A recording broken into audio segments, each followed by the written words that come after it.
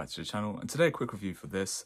This is Time of Contempt. This is the fourth book in the Witcher series by Andrzei Sapkowski, or the second mainline book. And at this point we have really moved away from the formula of Monster of the Week. All those short stories and all that initial setup from Blood of Elves is gone now, and this is a book that really it concentrates on embellishing the characters and politics of the world. It does cover the events in the most recent series of the Netflix TV show, so if you have seen the TV show, you're going to have a good idea of the plot points of this one, and it is really about political manoeuvring, really. And I have to say that the writing is, the dialogue in this book, in this entry, is some of the sharpest and wittiest of the series so far, and that is really saying something because those early books were very sharp and witty. And I would say the first 60% of this, incredibly well written.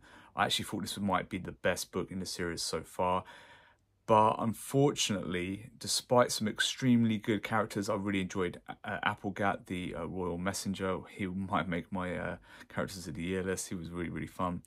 The last 100 pages of this does descend into a bit of a snooze fest. It does seem like maybe it is an issue of editing, or maybe they weren't quite sure what point, because this is a middle book in the series, and they were going to stop with this kind of storyline or this arc and then move on to the next novel in the series, because the last 100 pages doesn't really seem to fit very well. We are riding on along with just one or two characters. It doesn't seem necessarily particularly connected to the events in the first 2/3 of the book, and it does feel like almost like this should have been maybe a novelette, and then the last 100 pages taken and used towards maybe a next installment.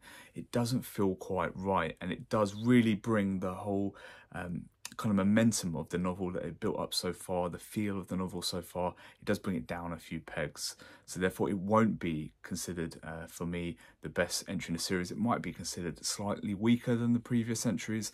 I'd actually give this Time of Contempt a 3.8 out of 5. Not a bad book, but certainly a book of two halves.